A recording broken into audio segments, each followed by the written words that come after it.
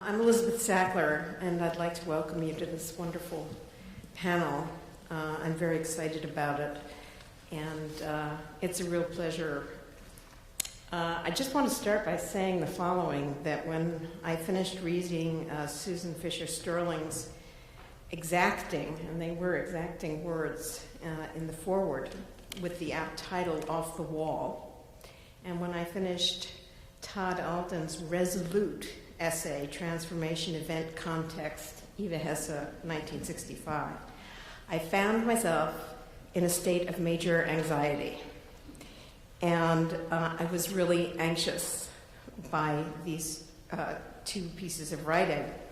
And then I'm sitting there and I'm looking at this absolutely glorious catalog and Eva Hesse's genius that is coming after this, and I'm starting to think, all right, what's going on here with these two pieces of work?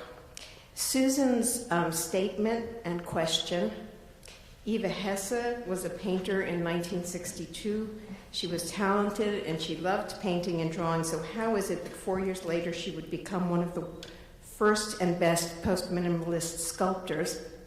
And Todd's observation, the asymmetry of Hesse and Doyle's art world positions then and now, is the elephant in the room of many accounts of Eva Hesse's career development. And these are but two of the points that were whirlwinding for me as a departure into the vortex of relationship, creation, gender, disparity, and the pains and pleasures, of course, of artistic evolution. Omission, commission.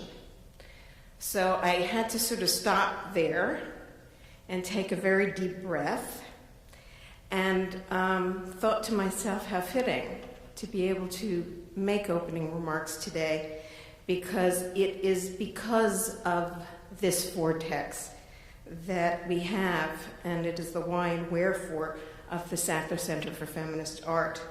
And it's really a very fitting and exacting and exciting opportunity, because today's panel discussion, Eva Hesse, 1965, marks the 6th anniversary of the Elizabeth A. Sackler Center for Feminist Art. So I'm particularly delighted about that. Comes to mind a cliche, and I don't like cliches, and an advertisement, but there it goes. The more things change, the more they stay the same, and you've come a long way, baby. So I think a lot of that, I think there's feedback happening here. We all right? So the Eva Hesse in 1965 reveals, as Todd said, the elephant in the room, and I feel like we have to revel in your reveal. I know that Barry Rosen revels in this reveal, and I will join him. He's generalizing on this very specific, not to mention gorgeousness, is the book's success in universalizing female artists' experience, hence the feminist art discourse. And Hesse's debut as a sculptor that year was, as Todd noted, in a single loose-leaf folded insert in her husband Tom Doyle's catalog. And this is profound and it's startling image, especially in hindsight, yet the shared studio space in Germany in 1965 cannot be overlooked, and their relationship. And this segues me into a tip of the hat to Catherine Morris, the curator of the Sackler Center, who's here as well, and she's expanded conversations of the content of feminist art, of theory, of culture, of philosophy, and of activism to all art, whether contemporary or ancient, and whether male or female. And so we have come a long way, baby, and we have miles to go before we sleep. Today brings together friendships. and colleagues, intellectual, artistic, and cultural goals. And it's a moment for me of revelation as much as it is of celebration. And I celebrate, and where is she? Rebecca Taffel, who, without her, she is the director of programming at the Elizabeth A. Sackler Foundation. Without her foresight and enthusiasm, this panel wouldn't be happening. And I want to thank you very much, Rebecca. We all owe you a nod of approval and appreciation. I thank you for that. My love and thanks, of course, also to Barry Rosen for bringing to life great books, great ideas, great art, and great friendship. Thank you, Barry. Helen Cherish is here with us, and I'm delighted that she is Eva's sister. And I said, oh, well, she's cherished. The cherish has cherished Eva Hesse's oeuvre and her memory. And we owe a gratitude of debt to you as well, Helen. And it's our good fortune today, of course, to have Elizabeth Sussman, Gilman Curator of Photography at the Whitney Museum of American Art, as moderator. And a pleasure, a true pleasure, to have our panelists Todd Alden, immediately to my right, Susan Fisher-Sterling, Kirsten Swenson, and of course, William Wilson. And Elizabeth will be introducing the panelists when I'm finished. So I will now formally begin, having unloaded myself of the angst, anxiety, and anxiousness produced by thinking about all of the things that there are to think about in the world of creation and creativity and art. Our panel coincides, well, not exactly because it just closed, with the exhibition of the same name, Eva Hesse, in 1965, which was at Hauser and Wirth in London. The Yale University Press publication, which accompanied the exhibition, will be more widely available this summer, and it is from that publication, Eva Hesse 65, that we owe a debt to our writers and to our panelists today. Both the exhibition and publication of Eva Hesse 1965 reconsiders Eva Hesse's legacy by focusing on the transitional year of 1965. Hesse is considered a sculptor, but started as a painter.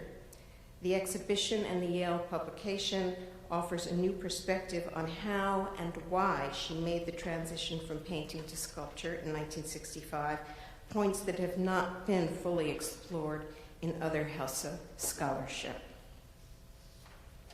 Elizabeth Sussman, our moderator, has curated and co-curated a score, probably easily, of exhibitions, including the 2012 Whitney Biennial, the award-winning Paul Tech Diver, a retrospective, William Eggleston, Democratic Camera, Photographs and Video in 1961 to 2008, and Gordon Matta Clark, You Are the Measure, to name but a few. Elizabeth has organized many Whitney exhibitions since 1993, and that year's biennial, right? Including Remote Viewing, Invented Worlds in Recent Paintings and Drawings, Mike Kelly, and David Armstrong and Keith Haring in 1997. There's a very long list. On Eva Hesse, Elizabeth co-curated 2 exhibitions, one of Hesse's drawings at the Drawing Center, and a glorious exhibition of Eva Hesse's sculpture at the Jewish Museum here in New York in 2000, also in 2006, as well as the Hesse retrospective in the Wiesbaden Museum in Wiesbaden, Germany. She's the author of many publications, has taught at MIT and Tufts, and is here to moderate this discussion. So please join me in welcoming Elizabeth Sussman and our panel, and thank you very much for being here today and celebrating in this way the 6th anniversary of the Elizabeth A. Sackler Center for Feminist Art. Thank you.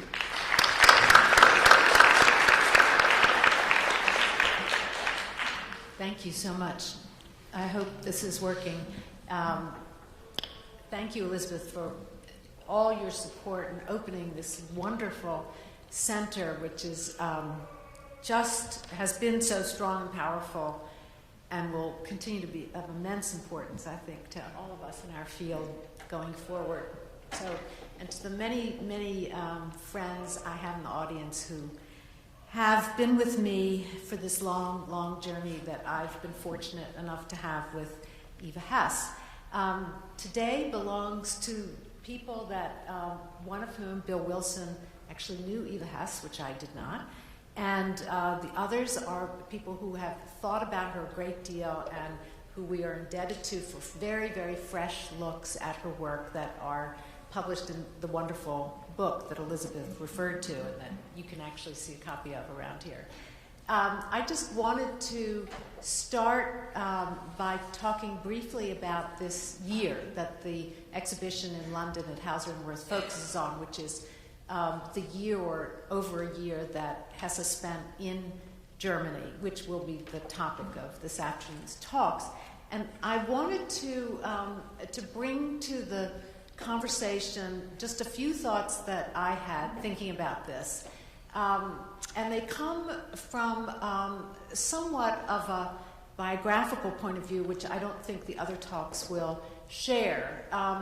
But I want to mention the two things that I think are very, very important to think about with her in 1965-66. And the first one has to do with her own family, and the second one has to do with the Scheidt family, the family that invited Tom Doyle and Eva Hesse to Germany. So, on the one hand, as you all know, Hesse was born in Germany and had left under the circumstances of the Nazification of Germany and what became the Holocaust. And her family had lived through this, and I'm not going to go into that history at all, only to say that before she left on this return, which was the first return that any of her family had made to Germany in 65, her father wrote her very detailed and specific letters, which I've read some of. And they are very clinical and clear and directive. And they, in the background of these letters, is the fact that the Hesse family left, and that along with many, many people at this moment, they were going to be able to receive reparations from Germany. But this in order to receive reparations for what they had been through, that is to have some of their financial loss restored to them, they were going to have to do a little bit of investigation and documentation of their losses, and that this was Eva's responsibility because she was the first person back there. And so he very specifically put together a list that she had to go to the hometown of her mother. She had to go to visit the people still living in that hometown that knew her mother and her mother's family. She had to visit the family store. And he goes on through several groups of people still living in Germany and Holland that had been involved in the so-called escape from Germany that Hesse and her family had been through, and that she should make recontact with when she was there. And actually, some of this she actually did. So this was not the thing that occupied her entirely. Of course, as you're going to hear, there was lots to occupy this enormously talented young woman. But it was in the background of what she was trying to do, pick up these pieces of her family that, and to put somehow this story back together. So that was one background thing I wanted to call attention to. The other one is to the person who invited her. And this is Scheidt, Arnhard Scheidt, who at this point, when you will encounter him in today's talks, will emerge as a philanthropist, the person who invited her over. And he was, in point of fact. But actually, Arnhard Scheidt was also one of the most established and, in a way, a very, very wealthy, successful person whose family had lived in this particular town in Kettwig, Germany, on the Ruhr since the early 18th century. And the contrast between the Scheidt family in Kettwig and the Hesse family leaving under these circumstances were the sort of background to Hesse's experience. And I think that the environment obviously didn't produce the art, but it does form a sort of tapestry, a landscape, an actual place that she was living and thinking about on a daily, regular basis. And I think it's those sort of tangible parts of history that I think we have to mix in a little bit with the art history to try to plummet the great depths of Eva Hesse. So without further remarks of my own, I want to introduce all the panelists briefly, and then they will each talk for 10 minutes. First of all, we're going to hear from Susan Fisher, who is the director of the, is it the official title is the Museum? National Museum of Women's Art, and who has, of women in the art, sorry, and who in whose collection there are actually some notable Hesse pieces that she will maybe reference. She's a writer herself and has written on Brazilian postmodernism and feminist photography, and has worked on Carrie Mae Weems, one of my favorite artists, and Sarah Charlesworth and Alice Neal, all my favorite artists. So congratulations, and I look forward to hearing you. Next, I think, have we decided it will be I'm last. Oh, you're last. Okay, so I think next actually is Todd. Todd lives in New York and is the director of Alden Projects. He has written extensively on Marcel Broders and is currently working on an exhibition about Broders. He has also written, interestingly, about Sonic Youth. I'd love to know more about that. And Lee Lozano. So thank you for coming.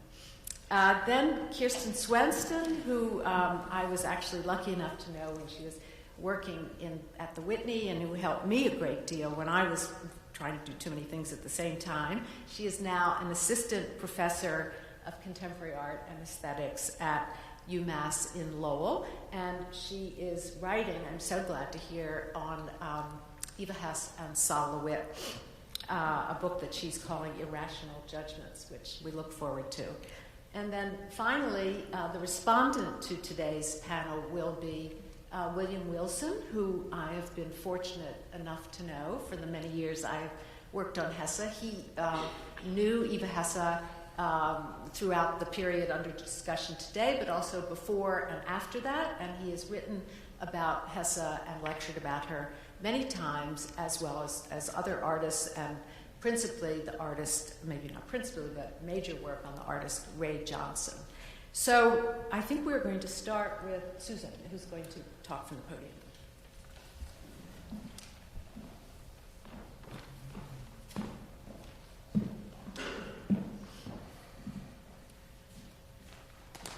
Thank you, Elizabeth. Good afternoon, everyone, and congratulations and happy birthday to the Sackler Center. It's just great to be here on the 6th anniversary. I enjoyed also being here for the 5th.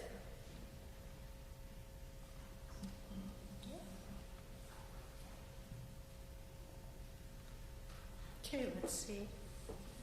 Perfect. Always good. So I thought I would try and set the stage a little bit for you to talk about Eva Hesse's Metamorphosis in 1965. I thought you'd like to see what Ketvik aan der Rug actually looks like now, thanks to Google Maps, and also to show you a couple of images of your lower left of what the factory would have looked like some years ago, and then on your lower right, the women working in the Zanella factory when the factory was in operation. 97 women who worked in the factory and lived in the Mädchenheim, the women's housing that was on the Scheidt factory property. I also show you in the middle a beautiful image of the entry to that factory, and it is now available for condos, in case you would like to buy a condo there. It also is used right now as a space for art, and so some of the purposing that it was used when in Doyle and Hesse's time as artist residence continues to the present day.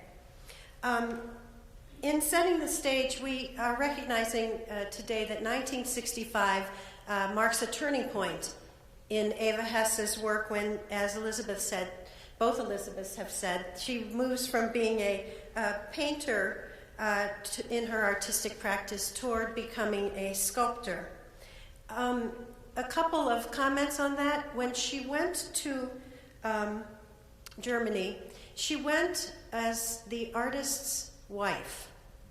It was Tom Doyle, as I think Todd will talk about, who was really the artist who was asked to come to be part of the residency. And Doyle was supportive of having his wife, Eva Hesse, be part of that and be treated properly as an artist as well. The first 8 months that she spent in Kettwig an der Ruhr was the time when she really started that critical revisioning of what I feel was to some degree her New York myopia. She had an opportunity to travel, and I wish that I had had time to do a map, a stitch map perhaps, of all the places, or a dot map, of all the places that she was able to go to. And I know that Todd will probably talk a bit more about that as well. So I wanted to ask a few questions. How many of you in the audience know Eva Hesse's work well, or know Eva Hesse's work? Okay, great. And how many of you know the early work? And how many of you are Hesse scholars? Okay, so this should be okay. Because what I thought I would do is I thought I'd do a run-through of the time, the critical time that she was in Germany and the works that she produced there. So I'd like to quickly look at the three main bodies of work, and this really is what I would call a screenshot show. We're going to look first at what she did in 1962. She and her husband are both abstract expressionists, or that's how they refer to themselves. This is Hesse in 64. Also 64, where she starts to create a set of works that are drawings and paintings of more contained forms. And then here's where she starts to go with those works. The next works that you'll see are very different from what the abstract expressionist paintings look like. And what we'll see revolves around the use of machine-like forms and what I would call simple mechanics. When we look at these contained form works, and this personage in the middle just looks to me like a woman who is showing all her goodies. It's just a wow sort of work. And I would love to be able to have spent time analyzing all the imagery in these contained forms. But let's just take a look at a few of them. Oh, by the way, don't fail to notice the penis-like form on one side and this woman-like form which looks like an opening, a vagina in the middle. It's all very relevant and important. When I look at these works, what I think about is the use of the machine pieces. You have body parts or their suggestions, and it reminds me an awful lot, to some degree, of, I don't know if you all remember Picasso's Dream and Lie of Franco, that series of etchings that is like a storyboard. But it also reminds me of the cadavre esquisse game that the surrealists would play when they would take a piece of a drawing, and then the next person wouldn't see the drawing and would add something else, and then another person would add something else. All these pieces don't necessarily fit together, but she creates separate pictorial worlds for each of her images. And then it's up to us to try and put the meaning to it of what she created pictorially. And a lot of the forms that you see in these works will come to bear on images or objects that she creates starting in late 1965 and 1966. So it's great to take a look at this. I also wish that someone would take a look at the importance of perhaps European pop art on this work of Hesse's. I think of the way Adami created different sorts of split or elided images. So the next pieces, I wanted to also show you another set of works that starts with painting like no title, where you have this very diffuse kind of drawing. But then somehow in some of the drawings, those kinds of images that were once floating images become much larger and cropped. And then there are images that even look like the actual objects are floating in space, perhaps a reference to her own studio.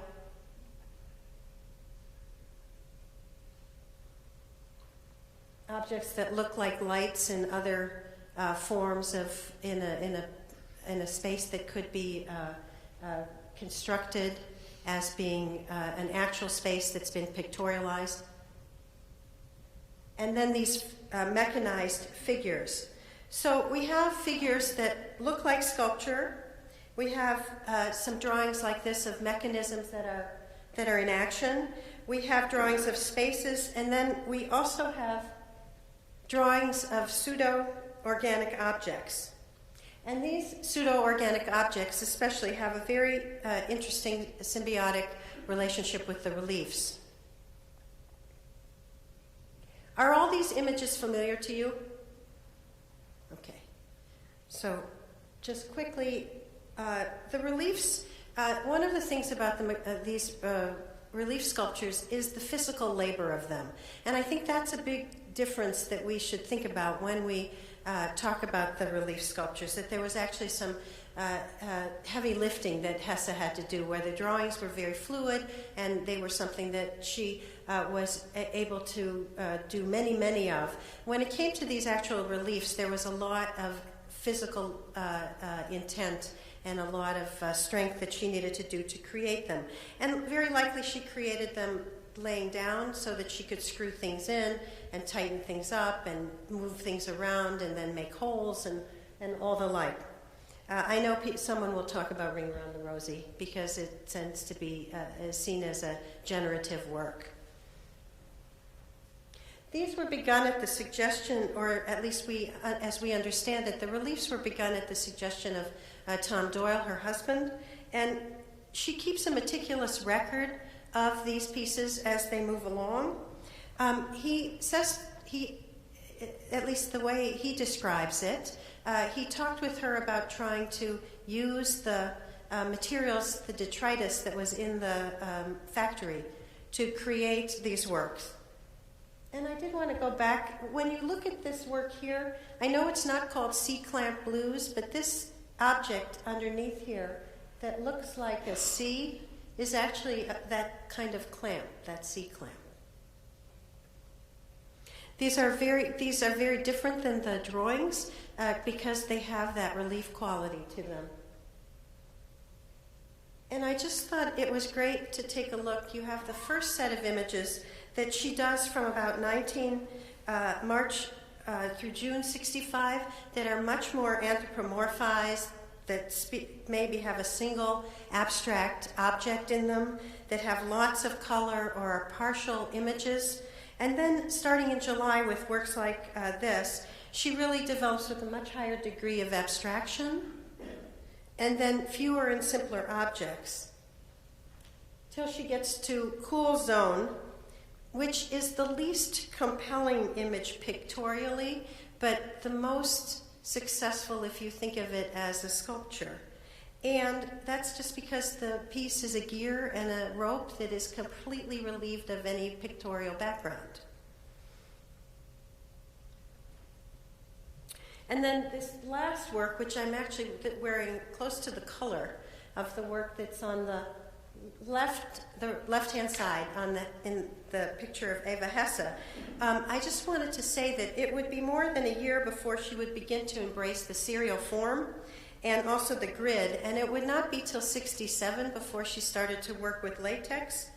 But even so, when she created the pieces that you've seen on the screen so far, in 1965, she really was coming to what I would call an awkward understanding of the bodily mechanics of what her compositions required.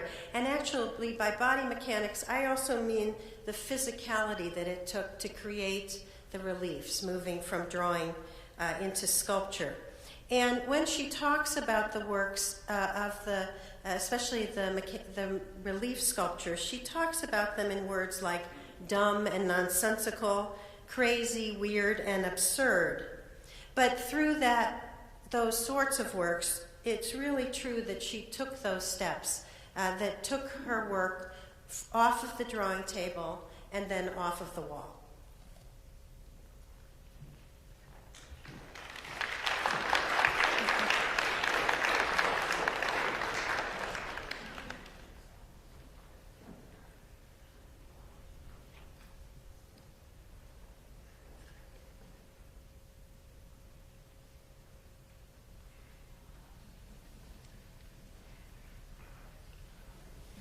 Anyway, I'd like to thank Elizabeth Sackler for making this panel happen and for having me here. Thank you, Elizabeth.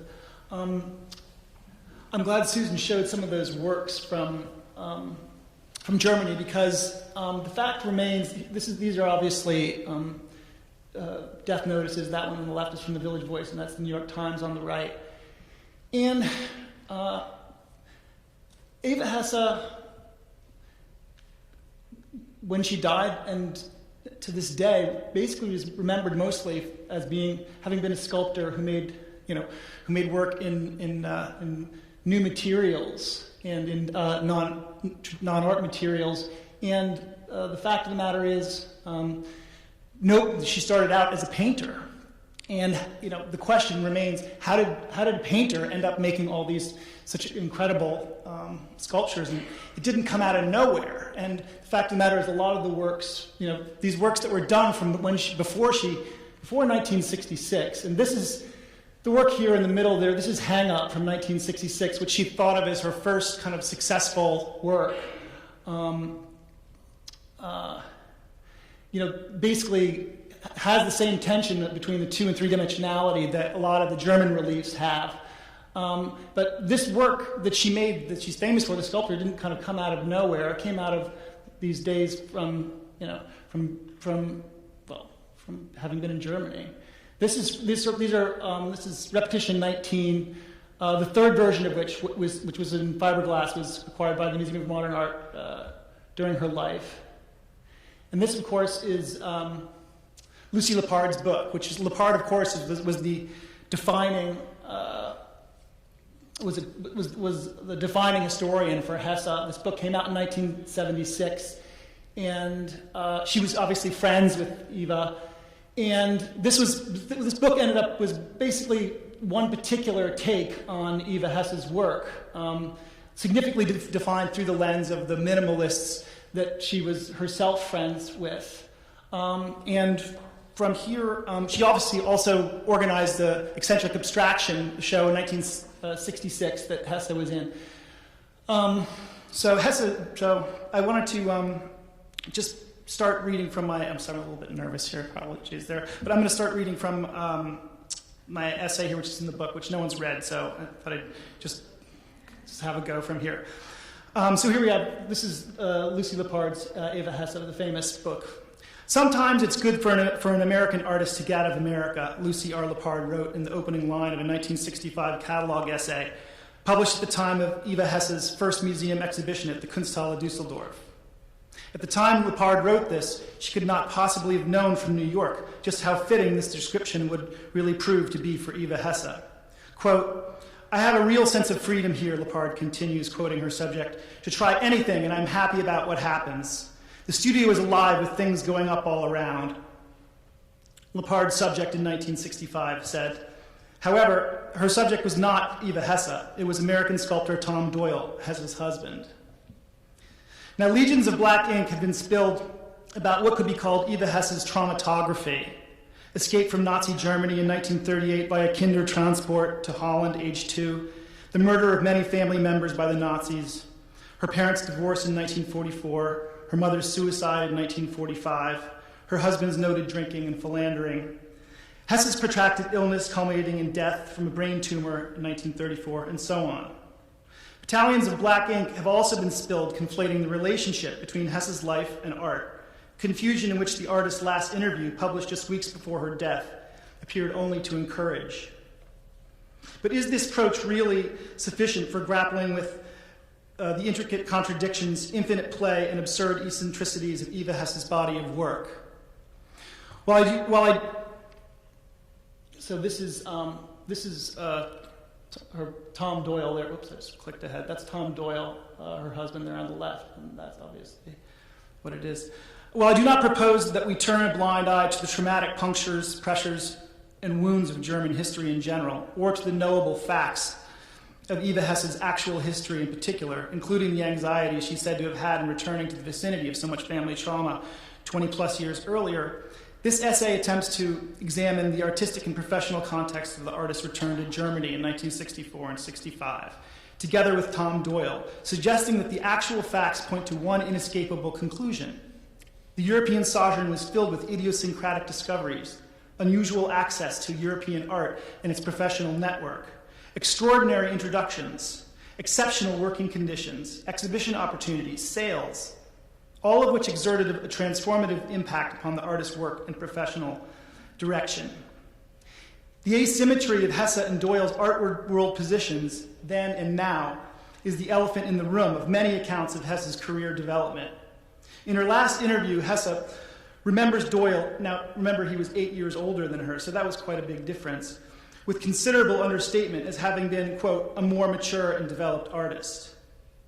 Mostly forgotten today, Doyle enjoyed a very different position during his rising years together with Hesse in 1961 and 1965. He went on to become a Dwan Gallery artist during the mid-1960s. I'm not sure if I went too fast or too slow. He went on to become a major Dwan Gallery artist during the mid-1960s, because this clicker only goes forward. So I've got to be careful. I'm not sure if I'm beyond or before, but anyway, Doyle went on to become a Dwan Gallery artist in the mid-60s, which is, if you don't know, Dwan was sort of the place, especially for the minimalists.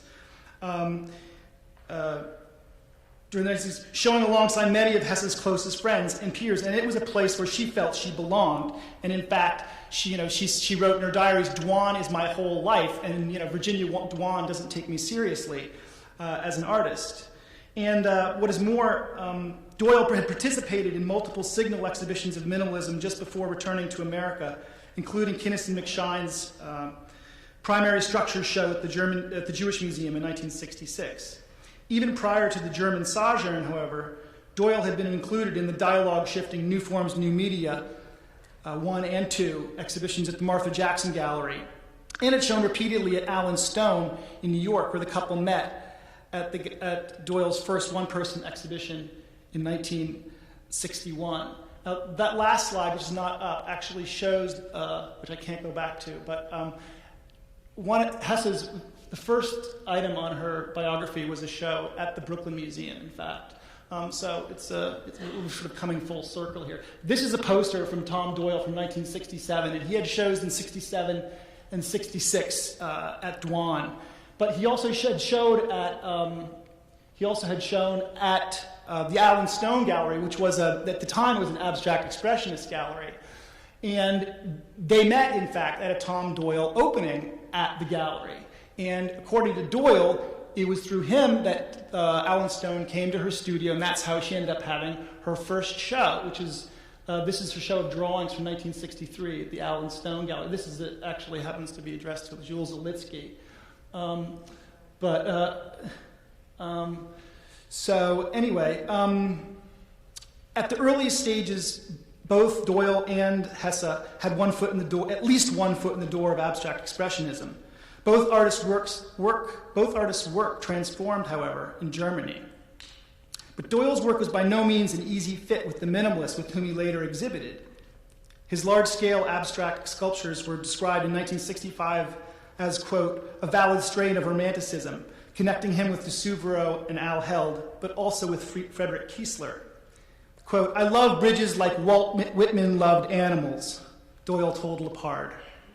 Acknowledging the facts of Doyle's professional presence, impact, and even instrumentality for Hesse, inconvenient for some, does not diminish Hesse's private and hard-won achievements, but allows us to understand something closer to the actual coordinates of and tensions within the arc of Hesse's artistic development in Germany. This includes an acutely self-aware competitiveness that she had understandably felt with the older, more experienced rising sculptor, making vertically inclined masculine art in what was already so much a man's world.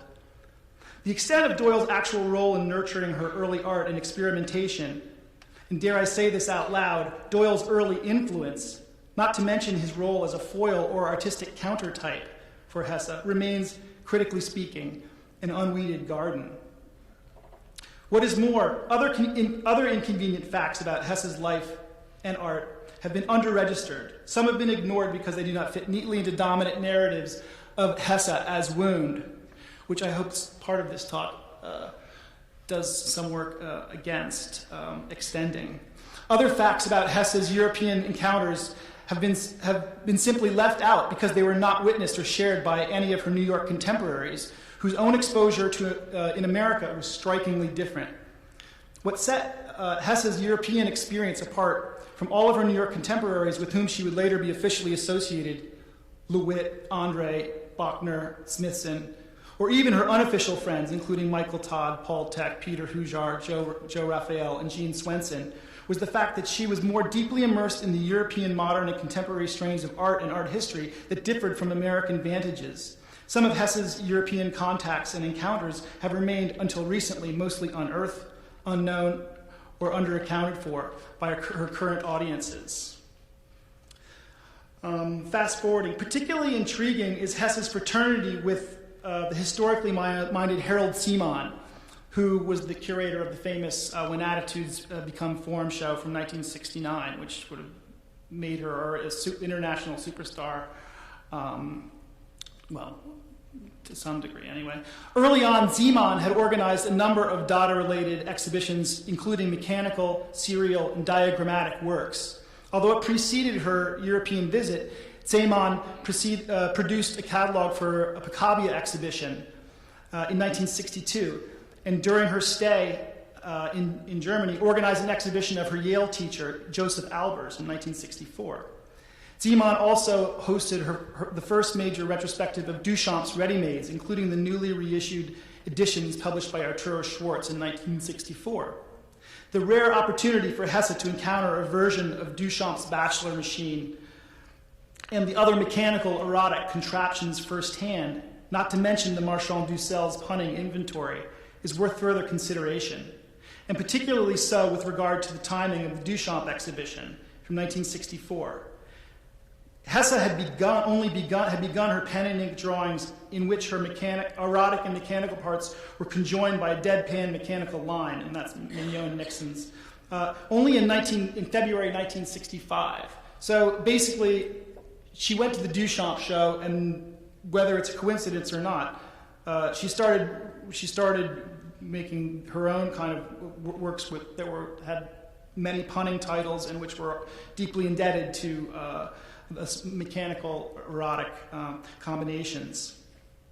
Duchamp's signal influence on Hesse, of course, has been widely acknowledged. In October 1964, the same month that Duchamp's show opened in Bern, Hesse had also noted seeing Tinguely's fantastic, absurd, Duchamp-inspired machines in Basel, followed by an all-night party.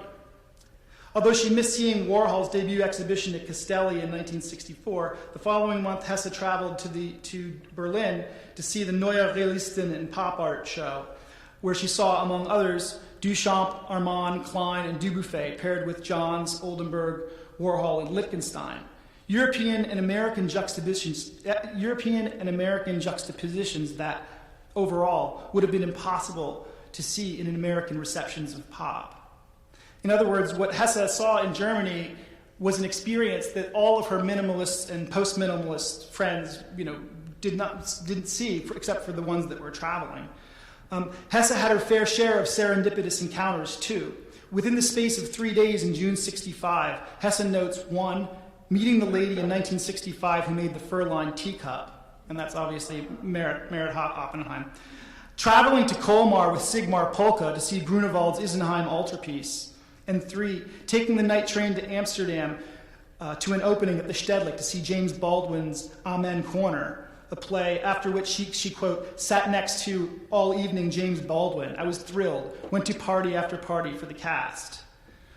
So when you look through all the date books from 1965, you see that while there are all these narratives of Eva Hesse as wounded and Eva Hesse as constantly being a sick person, when you really look at the facts on the ground, this was a woman who was filled with life. And while these may have been her conscious writings in her own private notebooks, this is a woman who burned with a hard gem-like flame and had a very beautiful and in many ways life-affirming existence.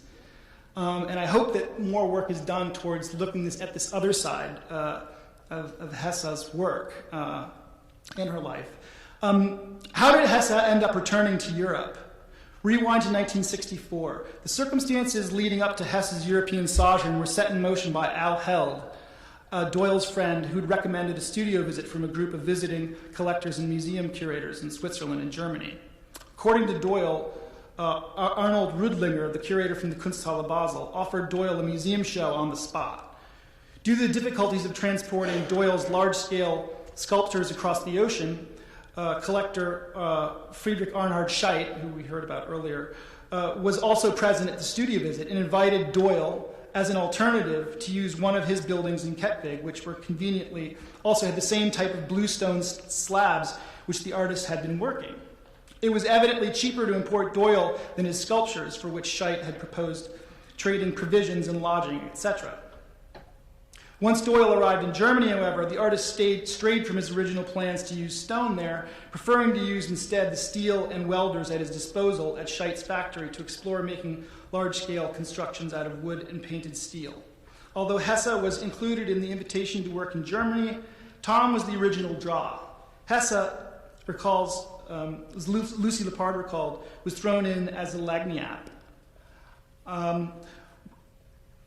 That's not to take anything away from Eva Hesse, obviously, but the point is, Tom was a huge star, and she as Lepard herself remembers, even to Lucy Lepard at that moment, Eva Hesse was Tom's wife to her. She only began seeing her differently when she returned to New York. Rudlinger, anyway, didn't end up liking Tom Doyle's new sculptural direction, but Scheidt was open to the new experiments, and so was Harold Seaman, then the director of the Kunsthalle Bern, where the show wound up. What we did not mention earlier is that Doyle fell into some luck with the change of venue. Seaman fit Doyle into a 3-section conceptual exhibition, positioning the young sculptor within an historical lineage, following, quote, 3 pioneers of contemporary art, joined with the constructivist element of Joseph Albers. The catalog was jointly titled Marcel Duchamp, Vasily Kandinsky, Kazimir Malevich, Joseph Albers, Tom Doyle, and contains an essay by Seaman.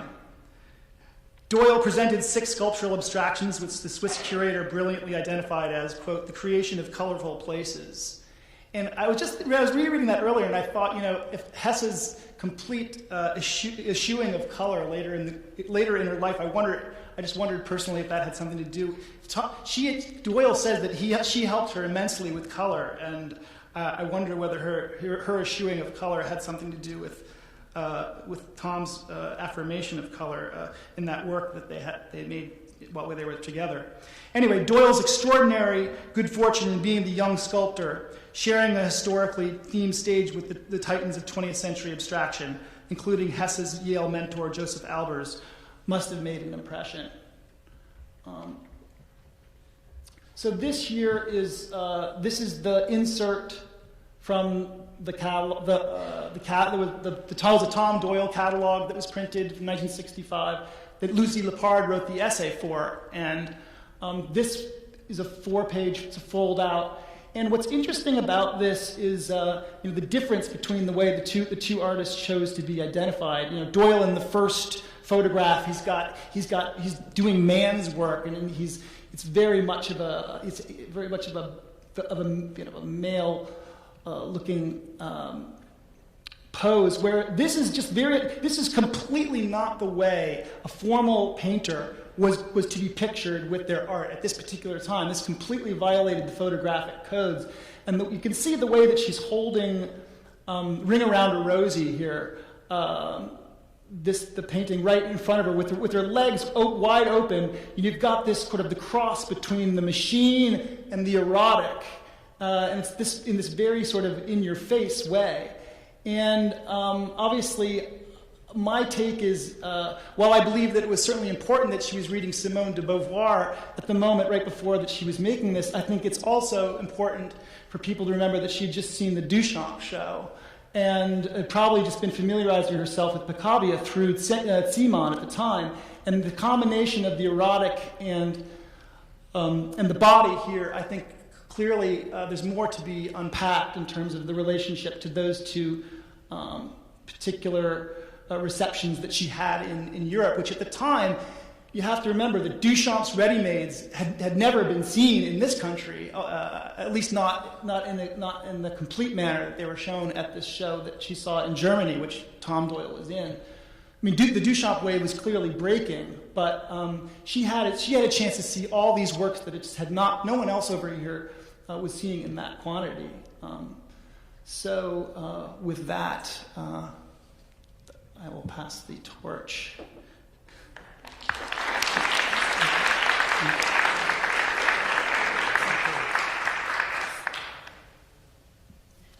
Well, maybe I'll leave this up for a second, actually. Oh, thank you. Well, first of all, it's a great honor to be here. I want to thank Elizabeth Sackler and Rebecca Taffel and Jess Wilcox, Gary Rosen, everybody for inviting me. It's a great pleasure. I would like to focus in my talk on dimensions of gender in the work from this period, which was a really intense working through not only of abstract expressionism and Hesse's history and training as a painter, but also negotiations with her marriage, the reading of Simone de Beauvoir, lots of issues that I think really importantly bring out the substance of the work that she made between 1964 and 1965. I'll leave this up for a second just because it reminds us of the extent to which she identifies these works with her body, in a very lewd, kind of comical way, placing, and Ring Around Rosie, which is placed between her legs, if you've ever seen it, if you see it from the side, it's actually maybe a 4-inch protuberance. It's very phallic. It's very comical. It was the first of the reliefs that she started making in 1965, and it was named after a pregnant friend. So it embroiders a great deal of associations, both in terms of gender politics, femininity, pregnancy, Dada, and so forth. So I think it's just an extraordinary image to have. And of course, the performing of gender in a way that she must have anticipated would be seen as somewhat in your face, somewhat absurd in the context of all the men that she was exhibiting around. Perhaps a little bit like Rose Celavy and Duchamp. Oh, I'm sorry.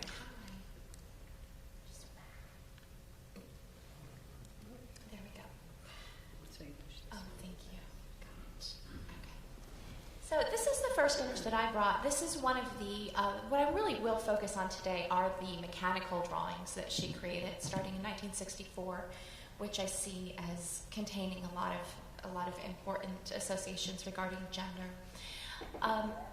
The mechanical drawings initially were a process of what she hoped would be returning to painting. She became very, very frustrated with painting when she arrived in Germany in the late summer of 1964. She really strongly self-identified as an abstract expressionist painter, which I think in itself is significant. A young woman artist saying, my heroes are Willem de Kooning and Arshile Gorky, and I'm going to, she was very ambitious, and in some sense, it seems very significant that she would identify herself in that mode. Not many women did. The drawings initially came out of an attempt to return to painting. She was very frustrated with her abstract expressionist process. Her paintings in the ABAX mode were very large scale. And she just didn't seem to be able to return to the kind of ambitious large scale abstractions she'd been doing in 1962 and 1963 in New York. Some of the early, what we call mechanical drawings, what she referred to as mechanical drawings, actually involve collage, and they involve her sort of cannibalizing her own paintings, as you can see here, cutting them up and reconfiguring them, which I think is very telling, suggesting a kind of documenting, in a sense, her frustration with painting at this critical stage. Ultimately, of course, she moves on to sculpture. These facilitate a transition to 3 dimensions rather than back into 2-dimensional compositions, and that's also suggested by the collage, the kind of building up and the more kind of transitory elements of these compositions.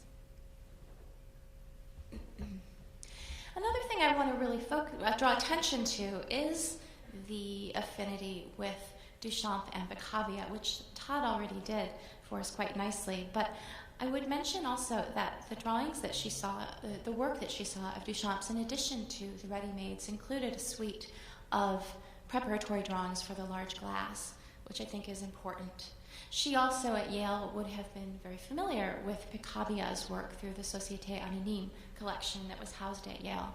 So I think that she's looking to these 2 paradigms of Dada that, in particular, Duchamp and Picabia were fascinated by this sense of the kind of objectification of the body, the transformation of the body into the machinery of industry, in a sense often a spoof of the commodity-producing machinery of industry, with these machines that break down and malfunction and are absurd. So I think that is a very significant touchstone for the emergence of the mechanical drawings. The very fact that she calls them mechanical drawings suggests an alignment with Picabia, and who referred to his drawings as dessin mécaniques, mechanical drawings. Picabia's drawings were specifically female subjects often. One of the better known ones was a daughter born without a mother, or a universal prostitution, and both of these, the drawings with those titles, are actually machines. So I think that this sense of kind of merging or layering this notion of female reproductive organs or the sexual functions with machines is really kind of at the core of these mechanical drawings. She worked through a number of different styles of mechanical drawings in 1964 and 1965. Some of them, they become very bizarre. Some, like the one that we looked at before, are kind of instructional. They seem like diagrams. They have arrows. They suggest perhaps machine drawings or other mechanical or even medical drawings. And they become more and more, I would say, bodily. They seem to suggest organs more directly rather than machines. Another exhibition that she saw in 1964 in Essen was what she called a great drawing, a great exhibition of drawings by Arshile Gorky.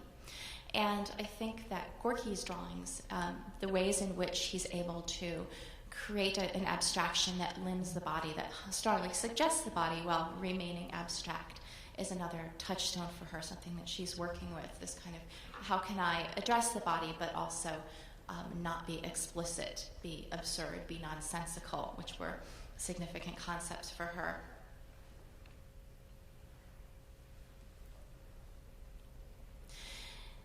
By 1965, the drawings become more sort of clear and confident. She describes drawings such as the one that you see here as a 3rd stage of drawings: clean, clear, but crazy-like machine forms, larger, bolder, articulately described, so it's weird. They become real nonsense. These drawings from 1965 are very clean outlines that seem to describe organic forms, often sacs or tubes with fleshy folds and creases, or machine-derived devices comprised of interconnected parts. The confident rendering of detail achieves a kind of authoritative presentation, calling to mind medical diagrams of the body's internal systems or technical drawings of mechanical systems. Talking to Tom Doyle, he recalls this kind of watershed moment, saying they got very sexy, mechanical, yet they're organic. And he said the mechanical drawings were a real breakthrough. There was this sense of confidence she got out of them. She really had something. She had found herself at this moment, he recalled to me.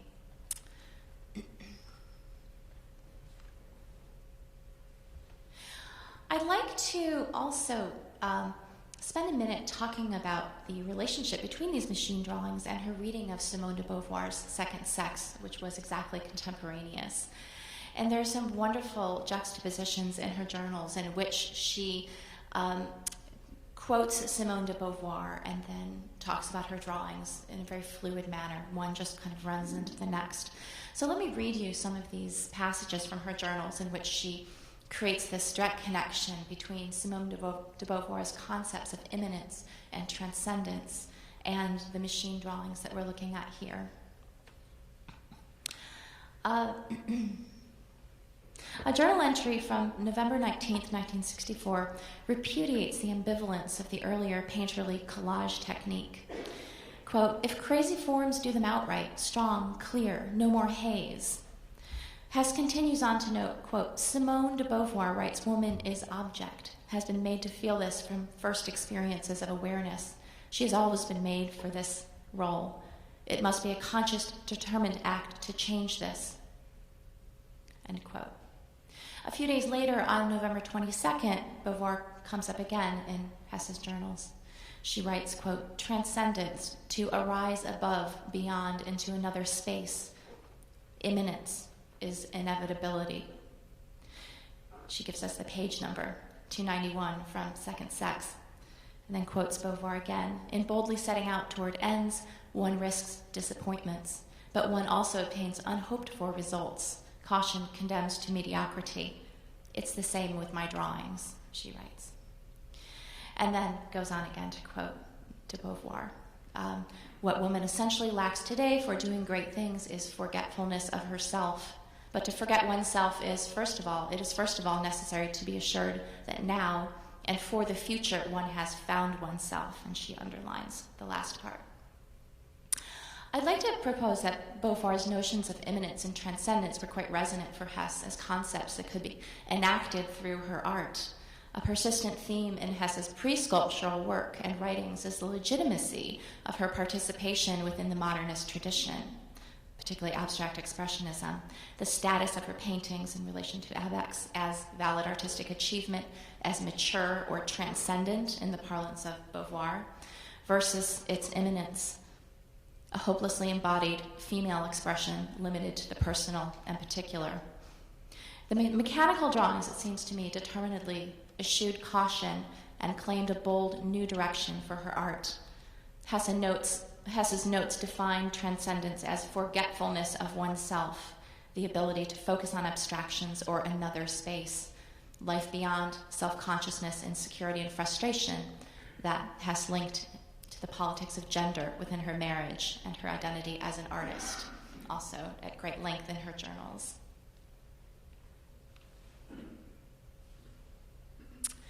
A little bit more context for the drawing. Some of this has already been covered, so I'll be brief at this point. But Doyle has described to many people the extent to which Hesse is drawing from the machinery of the factory that they're working in. So this is another significant work, which I'll actually flesh out in just a moment. But I'd like to also include a quote here from Saul LeWitt. Hesse wrote to him describing this process of drawings, and he tells her to let go of her insecurities. He says, "Stop it and just do more nonsensical, more crazy, more machines, more breasts, more penises, cunts, whatever. Make them abound with nonsense." But taking a look at this drawing here, you can see the kind of persistence of this sort of gear wheel shape, and we see that over and over again in these mechanical drawings. And that is actually, I think, drawn quite directly from the Scheidt factory. If I can get to my next slide here. You can see the machinery here in the factory from this early 20th century promotional brochure. And you can imagine the gear wheels collecting in her studio and that of Tom Doyle's. And a lot of the drawings look almost as if they're sketches of these mechanical contraptions of the wool washing machines and the knitting machines. This is Doyle in his studio, and he described to me creating a large collection of the detritus from the factory that both he would work from and Eva Hesse would work from. And so here he is surrounded by the detritus, and he said that they worked actually with common materials and both collect and create a kind of store that they would draw from in their work. It's also notable, I think, that they were working almost collaboratively at this time. He was helping her construct the reliefs that we've seen. And in fact, some of them were, she used the same paints, the same enamels that he was using to paint his sculptures. Time that you can see here, they were borrowing and interchanging materials. She'd also used a lot of what he called fall-offs, wood lathed pieces that he had discarded for his own work. She would attach to her own reliefs. The relief H&H that we saw, that's actually the yellow one, if you'll recall that. Doyle told me that was H&H because it was half hers, half his. It includes a piece from his sculpture. And it also refers to the brand of pipe tobacco that he was smoking. So the reliefs have a very richly embroidered autobiographical significance as well. To go back just to the reliefs, I'll conclude by drawing a couple more connections between the machine drawings and the reliefs. Here's Hesse in this wonderful pose photograph taken by Manfred Tischer for the brochure for her solo exhibition in Dusseldorf in 1965, again directly aligning even the contours of her body with the reliefs. The reliefs have this kind of these swelling surfaces, and the relief in particular here on the left, Legs of a Walking Ball, has a very direct relationship to many of the machine drawings. And what I think is so interesting is that she actually works out the subcutaneous regions of these reliefs in the drawings. Here's Legs of a Walking Ball again, and you can see this kind of gently swelling surface. And you might think of the exterior of the relief almost as a kind of makeup, these pastel tones and the very painstakingly layered kind of brocade that seem to suggest a kind of adornment or decoration. But there are a suite of drawings that relate to what perhaps happens underneath the surface, which I think is kind of fascinating. And many of the machine drawings have these interrelated parts that recur. Again, the gear wheel, the kind of strange, almost sort of mouth-like form in the lower left occurs again and again. This is another drawing that we might relate to, Legs of a Walking Ball. And so they depict this kind of absurd, malfunctioning sexuality, a kind of, in a sense, refusal of normative definitions and as normative female identity. And here's one that I've shown already, in which you can see, again, that sort of mouth-like form. So a whole host of these recurring sort of evolving forms that often would get cut out and moved around, and used almost like a surrealist exquisite corpse to create new bodies, new kinds of nonsensical body machines. And finally, just one last drawing to show although we know Legs of a Walking Ball as a relief that really has a strong emphasis on surface, it was something that she had thought out in terms of its depths, its internal systems as well. So I'll stop there. Thank you.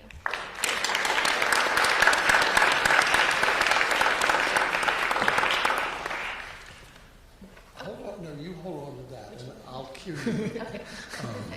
Anyway,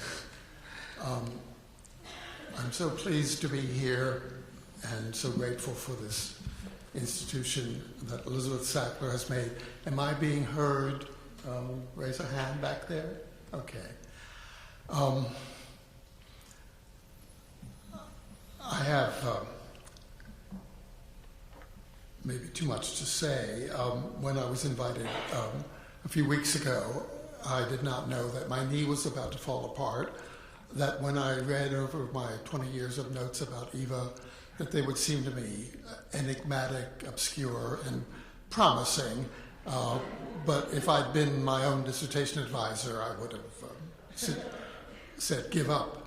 But I also did not know, and here I'm so moved, I did not know that another generation had come along and is represented. If I cry, don't worry about that.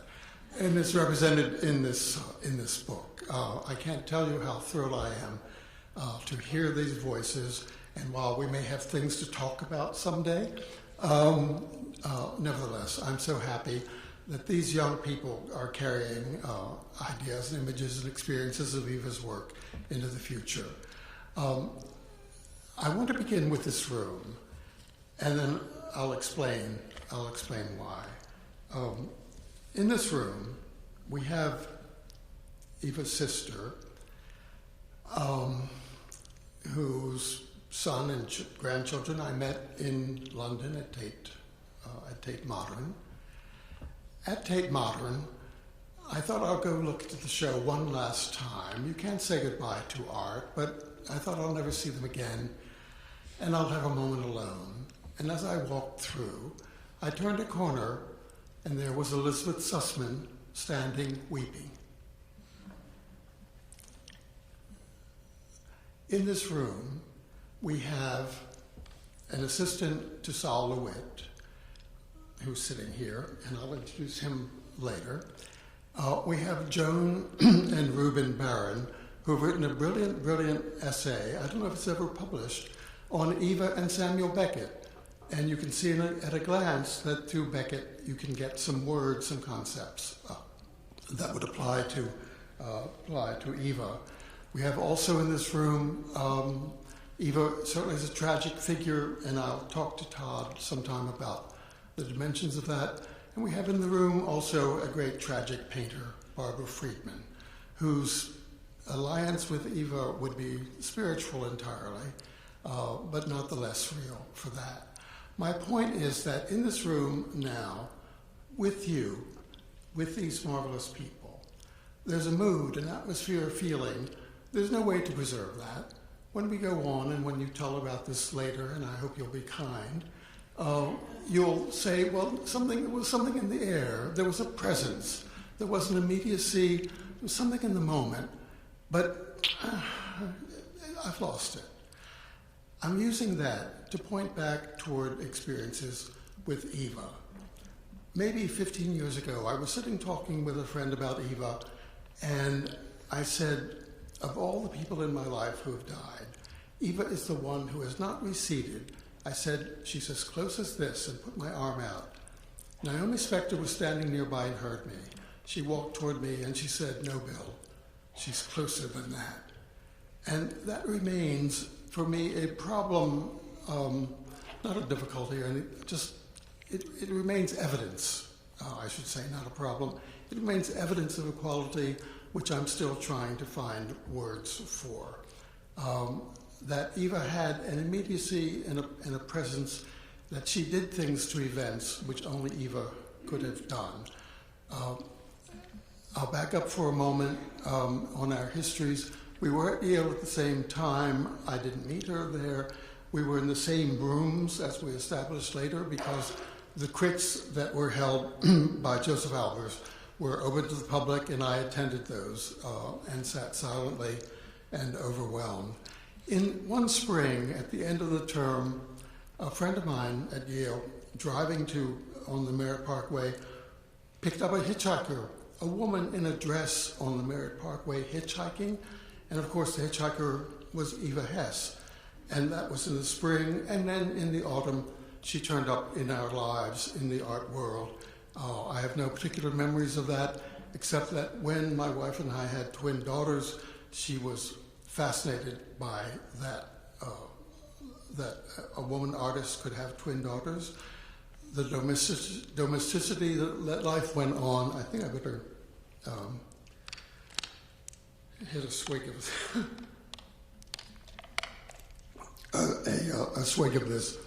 We knew Tom Doyle. We knew Tom before he and Eva were married. I feel like I almost should come to his defense, but I think there's a very reasonable understanding of him. He was an American guy, extraordinarily sensitive American guy. I thought quite brilliant. Not a superstar. We did not have coarse, vulgar terms like that in those days. He was a Dwan artist, though. Yes. Dwan was to be at the top at the time. It certainly was. But I'll say in relation to that, but there wasn't one gallery. It was like a university in the sense that you go to one gallery and another, and there seemed to be a conversation going on among artists. They may not have been speaking, but a Smithson show seemed to answer or to speak to a show by Andre or Sarah or somebody else. There was a feeling, maybe it's like I'm saying the atmosphere in this room, there was a feeling of this conversation going on among the artists, among the works of art. Anyway, it was. You're fine with your super. I won't get hung up on superstar. Anyway, sorry about that. I'll come back to in '62 we had the twins. Eva was such a presence in our house that there's still a corner of a room when I can't look at that without, I feel Eva in that present there. And in terms of her demeanor and understanding Eva, what was extraordinary about her is that I knew a lot of funny people. I knew several funny Jewish women. And Eva was as funny as any of them, but different. And different in the sense that while she was petite, she was about 5'1", as she talked, and there would be people surrounding her, and as she talked and became funnier and funnier, and as she seemed to become larger, that is, you didn't have a sense of a tiny person, as she seemed to become larger, there was an expansion of herself, so that you saw the comedy in her face, but you saw also within that the somberness underneath it. She did not know, and I witnessed this, she did not know what her audience was seeing. She did not know what she was showing inescapably. The sorrow was there, but, and this is an important point in terms of understanding her in relation to tragedy, if Edie Sedgwick entered a party, that meant, hell, you don't have to be yourself, you can be anybody you want to be. Just drop this authenticity crap, forget Simone de Beauvoir, and have fun. If Freddie Herco entered a party, that meant think about sex. Hold your stomach in and preen. If Eva entered a party, there was a sense of now we will make an effort to be happy. I'm not sure these words are adequate, but she had resolved on happiness, and we were all able to share in that, to participate in that, so that any sadness, and the sorrows were there, were not part of her demeanor. She did not use those. She didn't use her personal history in any way among her friends. We knew very little about it, but of course we knew the large dimensions of it. When it came around to going to Germany, and no one has mentioned, I would hope to hear from someone, any of you, on the theme of language. I never understood the degree to which this woman, who at age 2.5 or so, had to shift from learning German to also learning English. The offense, the wound to the mouth at that time has to have been severe to learn another language. I don't know the degree to which she spoke German with her family. I do think that Tom was invited to Germany because Tom had a Jewish wife. It was important at that time. Why do you nod your head? What? Tom was invited on the basis of his being a star. Not Tom. Star. As Lepard notes in her own book, that Eva Hesse was just thrown in as a lagniappe. She was not part of the equation at all. She was just Tom's wife. That's what she was. That's what Lupard says that she was in her book. So she just got thrown in on the deal. She ended up being the great artist, but at the time she was just Tom's wife. You're saying that, and I'm saying something else. You asked me, so I'm answering your question. I appreciate that. Appreciate that.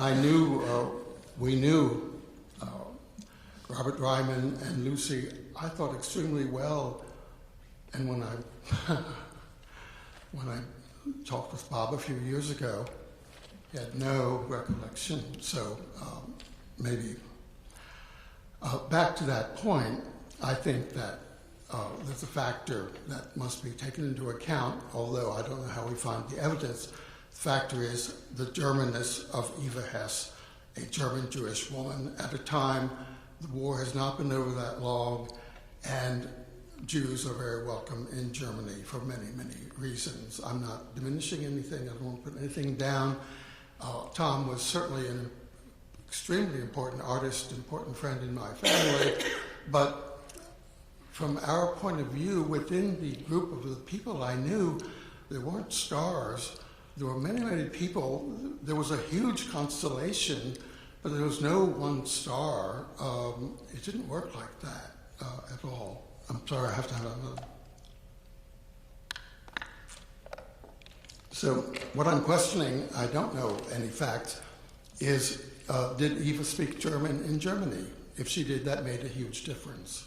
And I think it's a major fact of her experience there that she was Jewish at a time when Germans wanted Jews to visit, and I know that from other experience.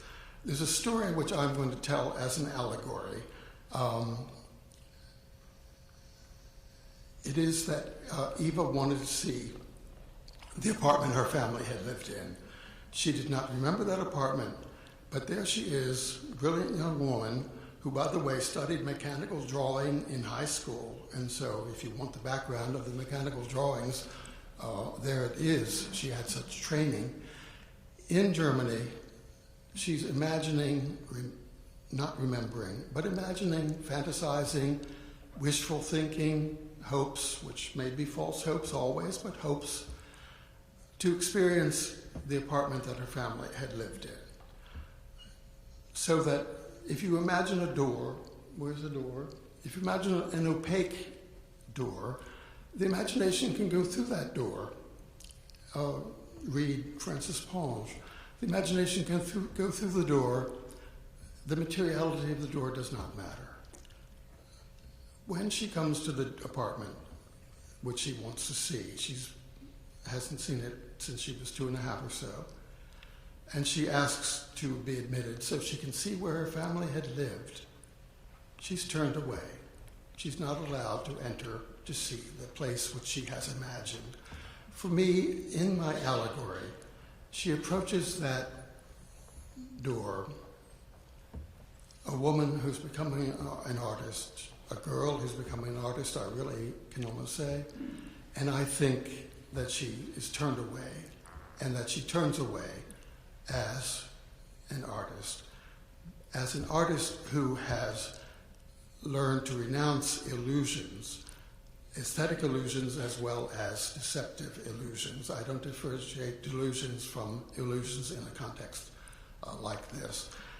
I can give you another kind of little allegory by me, and it depends upon language. That is, in English we say a screen, a projection screen, on which there's an illusion of a movie, illusions of movement. That's one kind of a screen.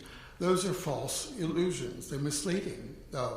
And taking that and then keeping the word screen, this won't work in French, moving over to her in a factory, there's a screen, a metal screen, and she takes that material metal screen and she puts cords through it with plaster, and there's no illusion involved with that process.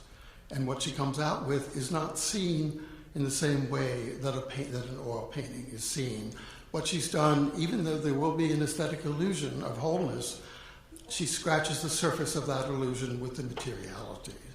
And so for me, her sojourn in Germany is a constant critique of false illusions, misleading illusions, and those, sadly, include the illusions of romantic love and of marriage with Tom Doyle. Not enough can be said. He was a marvelous person that is, as you all must know, it's different from being a great husband.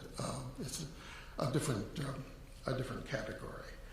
Could you put on something here? And then I'm not going to keep, I want to hear what people have to say, so I'll try to shut up.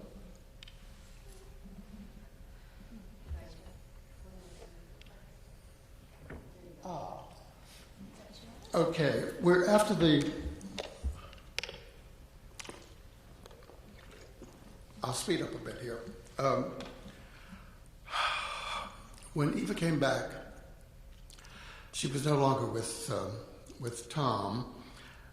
Around New Year's of 1965, my wife and I encouraged her. We had a wonderful friend, he's alive and well in California, who was having an opening at Pace. And we told her to go to that opening. And she went. And at that opening, she met Michael Todd. Mike was just back from Europe, where he had a wonderful show. But the way things were, nothing sold, nothing happened. He just left the art. He left, and he left the show, and came back to America. Mike had, I won't say, I don't know how to put this tactfully. He came out of a religious background which left him with some shame and guilt about sex. And so he would be able to say to a young woman, "Oh, I can't be a very good lover. I'm suffering such shame and such guilt." And young women were volunteered to help him overcome shame and guilt. I hope that doesn't sound too cheap on my part. It was not on his part. And we see Mike in this photograph. I won't describe everybody in the photograph. What happened in about March 1966 is that Peter Hujar, the photographer, invited friends to bring some other friends, young geniuses, and they would all get together to contrive, to devise an historic photograph, the kind of those great photographs from the surrealists in the 1920s or so. And so they gathered. Now, in the photograph, and of course, everybody in the photograph has a long, long story. And the photograph changed my life, which I'm hoping I won't get into. Because I get interviewed all the time about a period I was not part of the art world. I was on the margins of it, but I'm alive. And I get interviewed. I'm embarrassed because it sounds like I'm claiming a position I did not have, I did not seek. I was teaching medieval literature at Queen's College. I was bringing up 3 children. I was caring for a wife.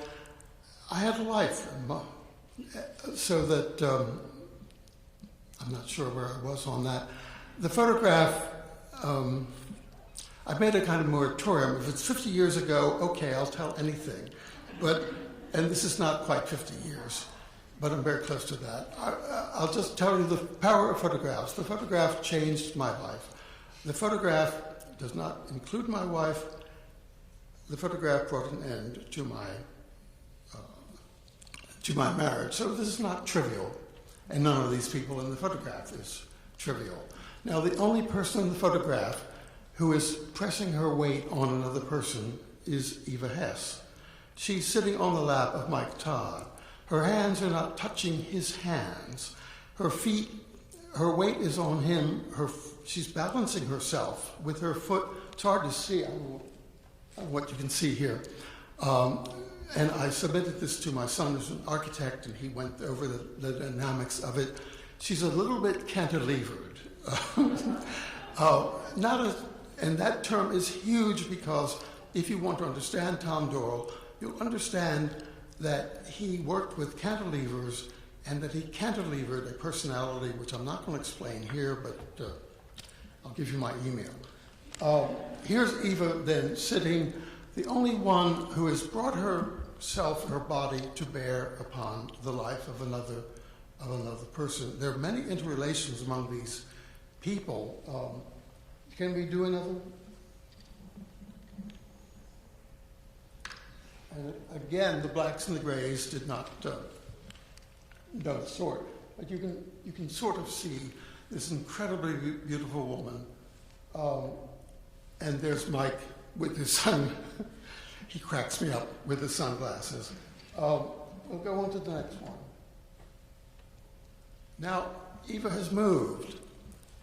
And her movement, there are many of these photographs, I have only a few. Her movement is now toward the floor. I've talked about illusions. If you look around this room, I don't trust these walls if you want to know. The ceiling could give in, and that screen is entirely unreliable. I don't know what's going on back there. Where's my foundation for my experience in this room? Well, finally, they're not going to take the floor away from me. I don't think, anyway. What I'm saying is that as Eva went through her critique of illusions, the floor survived those criticisms, and those were sharp. And so here she is, still, she and Mike are together, their hands are not touching. Other people are touching hands across other relationships. Now, can you go on? What?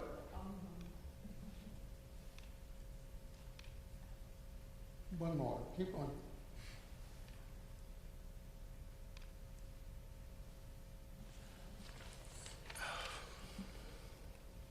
Whoa. Sorry, I hit a nerve. I'm sorry. Her presence is just beyond. Would you like us to open a discussion at this point? No, I have to finish with this. I know your time. I'll go quick.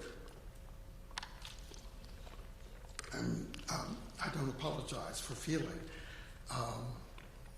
This photograph is, a lot of my life is in this photograph. Here, my point immediately is, here is Eva with the man, Mike Todd. Their hands don't touch.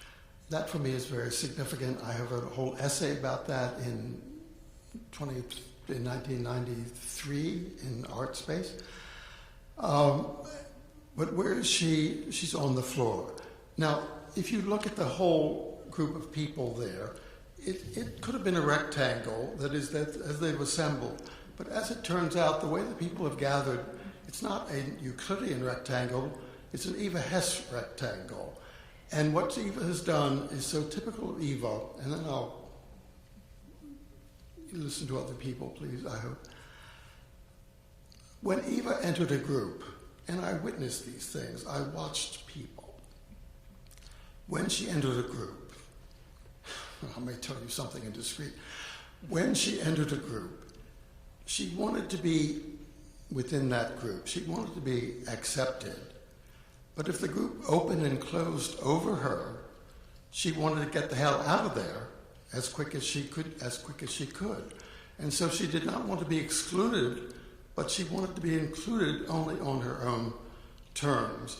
And so with any system, she took herself to the edge of the system where she was juxtaposed to another system. Elizabeth's looking at her watch. That's my job. That's her job. Okay. I hope I stated that clearly because it applies to the language. When she goes into titles of words which we can understand in English, but they're not English words, she was asking me constantly. I was a little bit of a Wikipedia, and she would say, okay, what's solipsism? And I would explain my version of something else. And again, she wanted a word clarified. She seemed to feel at the edge of the English language.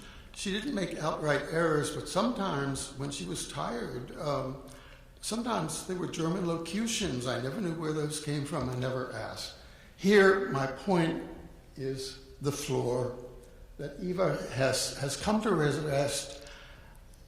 She's not resting on Mike as a person. She's Eva there. And with one more minute,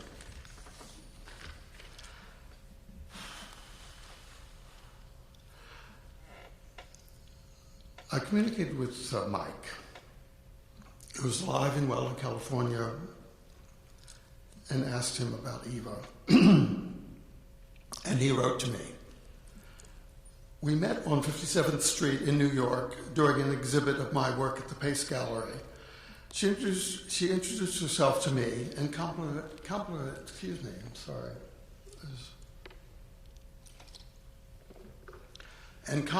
me on the work. She seemed really drawn to it, as no one else was. She invited me to her studio to see her work. I was dumbstruck by the simplicity but full sexuality of it. I immediately began courting her. That's Mike.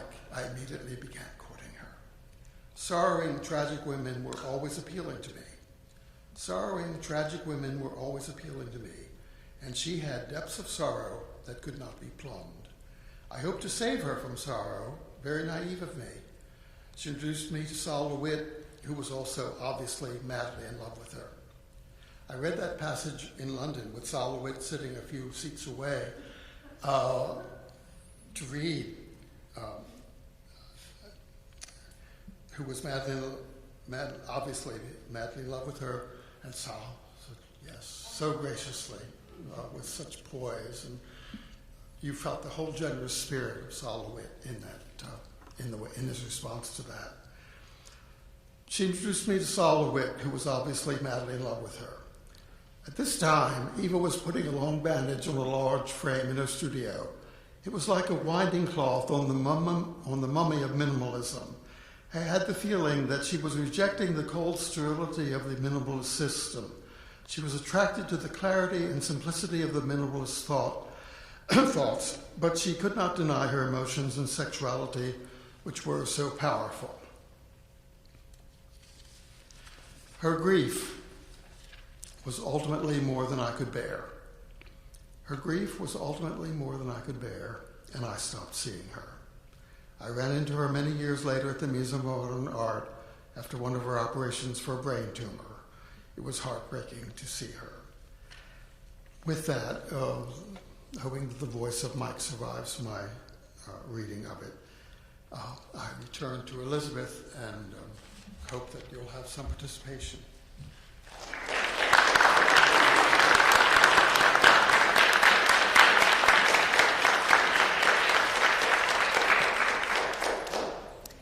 Well, thank you all. I'm torn now about whether you have pressing questions for one another, because you have never sat on the stage, you've just been in the same book, and I'd also like to have time to open this to the audience. So does anyone want very much to answer one of the other speakers? Todd, I'm looking at you. That was very moving, and I certainly did not want to underestimate the pain or the trauma that Eva Hesse might have had, or certainly had during her life. My point in my essay was simply that the traumatograpers have had their day in the sun, and that there are other stories to tell as well. I don't think you ever meant to wipe one out with another one. I don't think I ever did, but I felt the need to answer to that suggestion. And actually, it was very interesting to be able to be an outsider who has worked on other artists in their early careers. My dissertation was on Ken Noland when I was in graduate school, and I really took a look at Hesse's work from '65 and wanted to try and understand why she was doing what she was doing, not just from the art historical influences, but also what kinds of things were going on.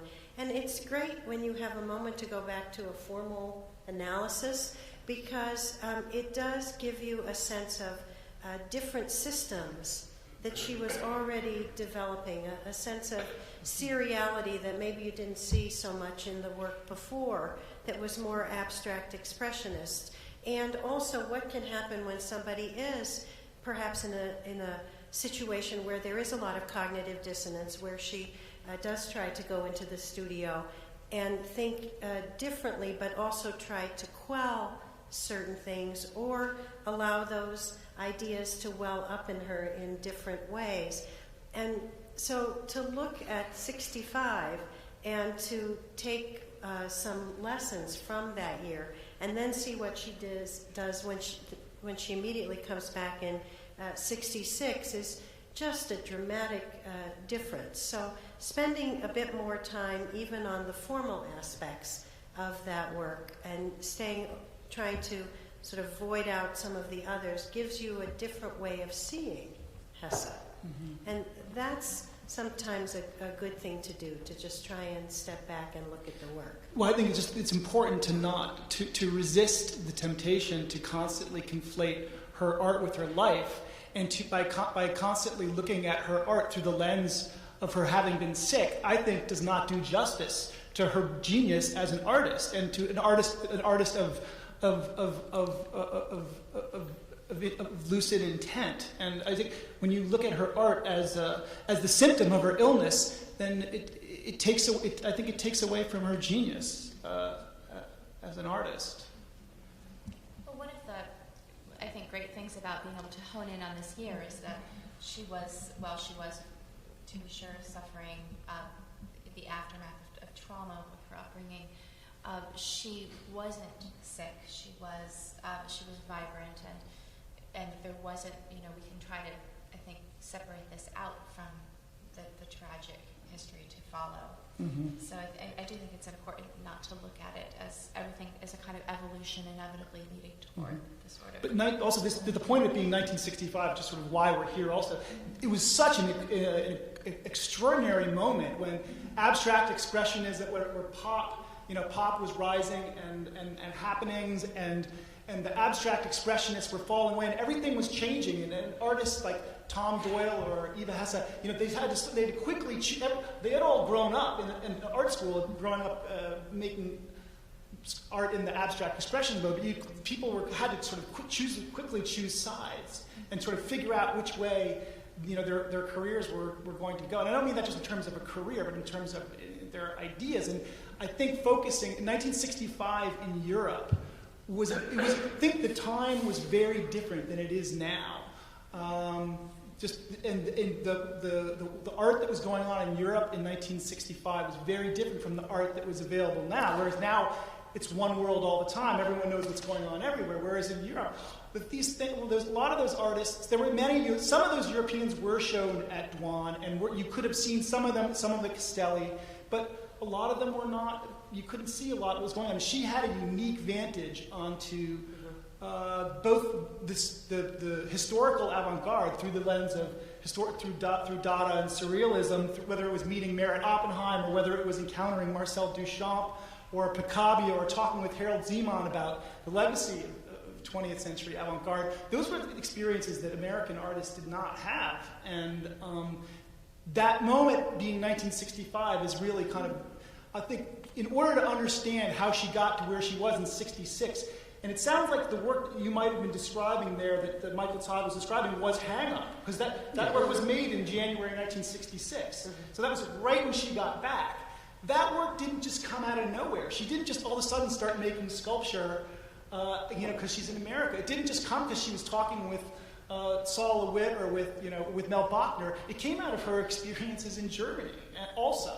So, a lot more needs to be focused, a lot more attention needs to... Well, I think that obviously the import of your essays has been to detach Hesse from a whole sort of generations of people that have been, attached her to the group of minimalists that she hung out with when she came home. Saul LeWitt's probably the most important of all of them.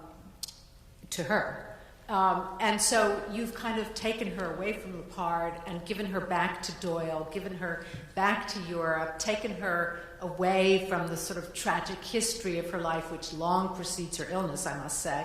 And so I think that's very good restructuring. But however, of course, obviously, a restructuring one way doesn't prove truth and disprove everything else that we've had to say about her work. However, I want to just point out, if we're talking about the sort of Europeanization of this moment with Eva Hesse, that it's kind of unfair to say that she's the only one who has that experience, because after all, she is brought to Europe, or this connection is made for her by Al Held. Mm-hmm. Al Held is, first of all, a Jewish artist, to bring us back to what Bill Wilson has to say. He's also strongly connected with Europe and Switzerland through the figure of St. Francis, and he's a very good friend of Hesse and the Doyles, and so she was more international. And then the second thing I wanted to bring up about this Europeanization that I find a little curious is that no one's mentioned Beuys at all. And there's been so much made in Europe of the possible connections, the importance of Beuys, because this is the moment of Beuys. Beuys is hugely important. He's more important than Duchamp. In retrospect, from our perspective, that she becomes a Duchampian is terrific and interesting and puts her closer even to John's than we thought, and so on. But, she's there in Europe when Beuys is emerging. And in addition to that, when she comes back and Tom Doyle is out of her life, as Bill has pointed out, she comes into this circle of, through Mike Todd, of people who have known Beuys. And that is in this picture, Paul Tech, who has been in and out of Europe many times and is Eva's very close friend at this moment and for several years afterwards. So I think, yes, you've disengaged her from the exclusive minimalist, and is great. But on the other hand, it's the whole picture is enormously complicated and absolutely. Yeah. Absolutely. But it's curious. Tom Doyle speculates that Beuys was an influence for her. It's in Le Part, but I could find no proof anywhere in all of the literature that I read, and I read a lot of it, that she met Beuys or that she had any comment about it. I think actually there is proof now. There's an interesting documentary team that's working on Hesse, and they've actually established this now. Well, when you read the date books, she also had contact with hundreds of people. So, it would surprise me if she did not run it. She was very close to Dusseldorf, so it would be hard to not be aware of Joseph Beuys. But on the other hand, how do you measure what that impact would be? It would also be interesting to look at somebody like Walter. Walter? No. Franz Erhard Walter, yes. yeah. Because also some people caught into some kinds of work and other people caught into other kinds of work, and perhaps that's she certainly, we know she knew them. She was close with Hans Hacke, who's in Kettwig at the time, and he was associated with the Zero Group, and so he was. He probably would have known Uker and Peine and Mack from being there, and with that proximity. But I also couldn't find. I don't know whether their friendship goes back to Europe, or whether with Walter, or whether it goes back to after coming back to New York. I think that work needs to be done in terms of unpacking that. But that's an artist that Barry Rosen spoke with me about, and his show, New Museum, was it? MoMA. Yeah, sorry. That I think what's really great about looking at 65 is that there is a lot to be done in that era, but what you want to ask yourself is how does this interweave with the art that then came after it? And so to establish that fuller picture, even when it comes to some of the iconography of the work, being able to really unpack that as well and see how it all flows together. Barry also said another interesting thing to me a little while ago. And Barry, I hope you don't mind if I say this, but he actually did speculate on the issue of how minimalist or how post-minimalist Hesse really would want it to be. And it's an open. Barry, maybe you phrased it better than that, but it was an interesting. It was an interesting question to ask. I think it's the major question, actually. I think somebody will. It's a very major question. Yeah, and so I think that. One answer comes to mind just recently, something that I read about repetition 19, where Hesse was asked whether that's the work that's in the Museum of Modern Art and the fiberglass, and one of the pieces is bent. They're not all the same. And she's asked, "Oh, are you riffing on? Are you making fun of minimalists? But with this work?" And she says, "As if anything, I'm punning on myself." So, of course, she leaves the mystery open as to what the real answer is, and I think that probably who knows what the real answer is, but there's so much to say. Everyone in Germany, all of those artists, were discussing Immanuel Kant and ideas of purpose in art, purposefulness, purposelessness, and Eva takes up the concept of purpose. And I won't explore that now. I'm mentioning that as part of the background. Anyone who read Simone de Beauvoir was in touch with with those themes, and there was no way in 1965 to talk to a German artist who was not working over Kant's aesthetics. That may seem too abstract and too far away, but it's as immediate as this microphone. When we go to repetition 19, there's so much meaning in the prime number, but more as important for me afterwards. Eva does repetition 19. There's material left over. It has no purpose. It's to be thrown away. She takes that material, which is produced from her own systems, and she makes area. She makes another sculpture out of that. If you do that history of that sculpture, you don't reach a foundation in the history of sculpture. You don't reach anything. There it is. That is, it's entirely, if I may use one word, constructivist, in that she produces something never seen before out of material which she has constructed herself. There's no idealism in this. It's so close to some sentences in Wittgenstein, whom I'm rereading him. He's better than I thought. When I finish with him, anyway. And maybe that's enough about repetition 19, except the point there is that she learns to make out of her own processes, out of her own system.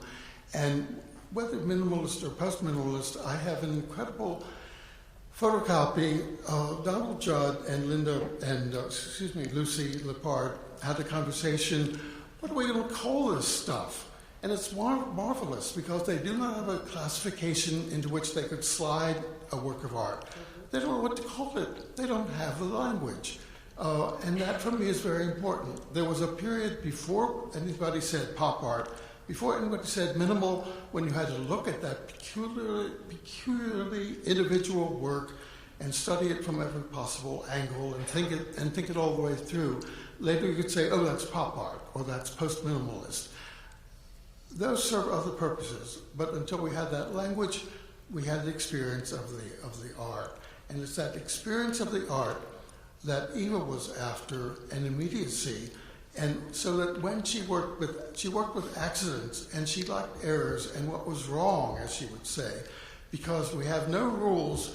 If something's wrong, how do we respond to that? If there's an accident, we don't have any instructions for what to do after an accident. And she saw it in her life and in her art, moments when there was no plan, no system, no rules of instruction. The response had to be improvised spontaneously in that moment. We'll have a lifetime. We have a lot to talk about. Maybe we should to talk about. Kirsten, do you Yes, want I'm to say sorry, something? Kirsten.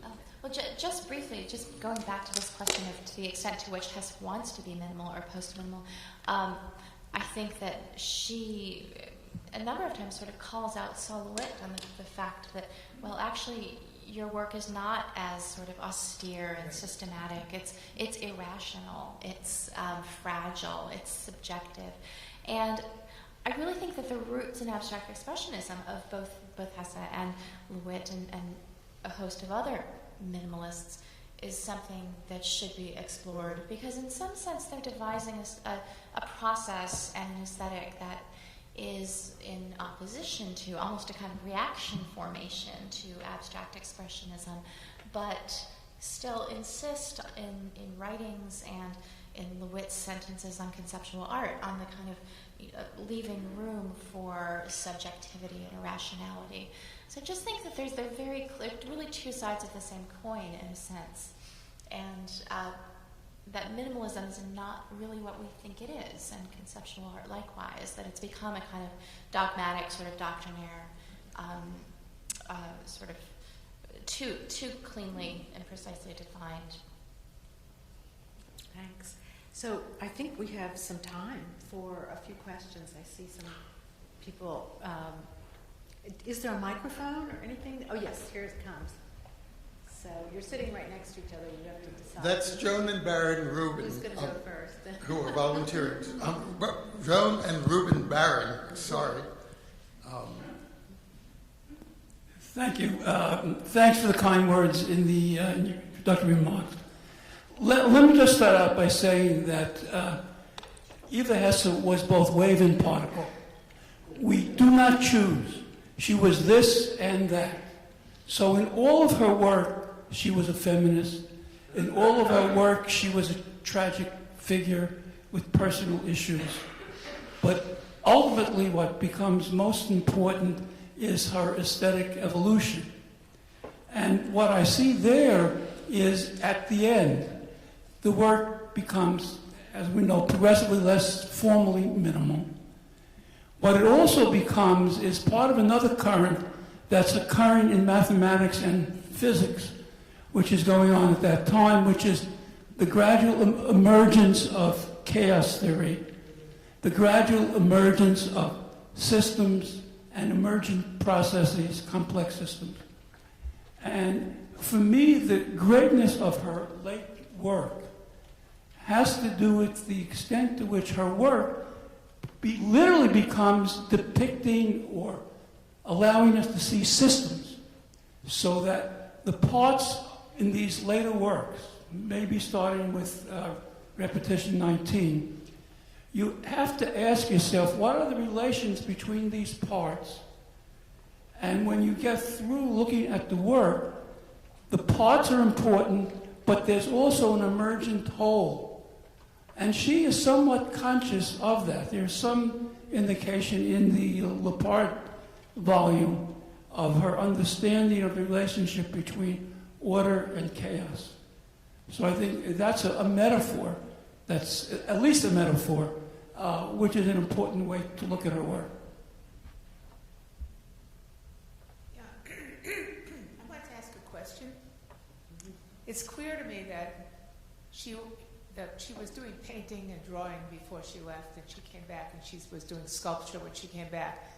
So it's very clear that that year was like sorbet. I mean, it cleared her palate, or it did something to enable her to make this transition, to change dramatically from one kind of an artist to another in terms of the media that she used. So my question is this. I mean, she was friendly with all of these sculptors before she left, wasn't she? I mean, you know, the sculptors in her life. Do you think that's not true. Okay. Some of the minimalists she became, like Smithson, she met after she came back, and others. So she was not well entrenched within the minimalist circle. In fact, she was only casually connected to Lepard before leaving for Europe. So those friendships, my understanding, Bill would have a much better understanding of this than mine. My sense is that those friendships were built after she came back. I mean, obviously, Lewitt is obvious she was close, but. Let me phrase my question to you, all of you, is whether or not you think, or there's any evidence, that she would have become a sculptor had she not gone to Germany that year. If I could, one thing that Saul Lewitt told me just very, very bluntly is, he said, she understood that the art world had changed while she was in Germany, and that she had to become a sculptor because there was no room for painting anymore. So there was that.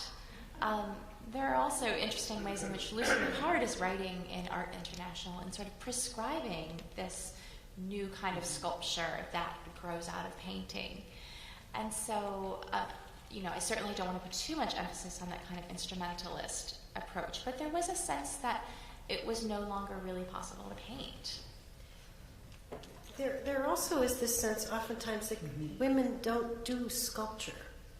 And when you think about the women who did do sculpture, whether it's Abantaku or Daner, whose husband David Smith wouldn't let her do sculpture when she was living with him, there is a certain sense, her taking over the materiality of creating sculpture is very, very important as her woman's gesture. But one of the interesting things that I keep thinking about when I look at that factory and I think about her work and the idea that cloth was produced there, and women produce cloth, and a lot of those drawings have stitching in it and they look like patterns and all sorts of things. And then I look at some of the later work where it's very unstructured and it's cloth that makes that happen. I make a leap that I'm not allowed to make art historically, but certainly feel in my heart about what she's doing. And so I don't know enough about Ketvik Anderer and what's really available to her there, but I can't help it that those pieces of cloth keep coming back in my head. So it's all those things together about the material that I keep going back to those reliefs and what she's doing there.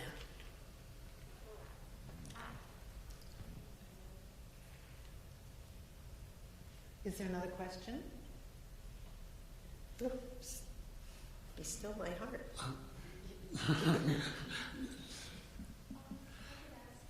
There's one. I can speak up.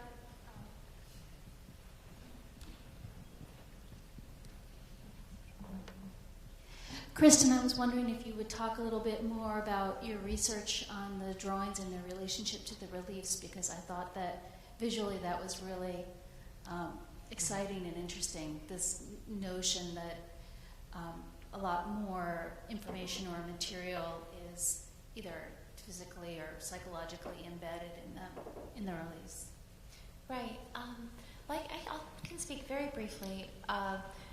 One of the things that occurs to me is that we know that the reliefs have this bodily association through the way that she's posing with them, but then she seems to imagine interior systems for them as well, which I think is really interesting.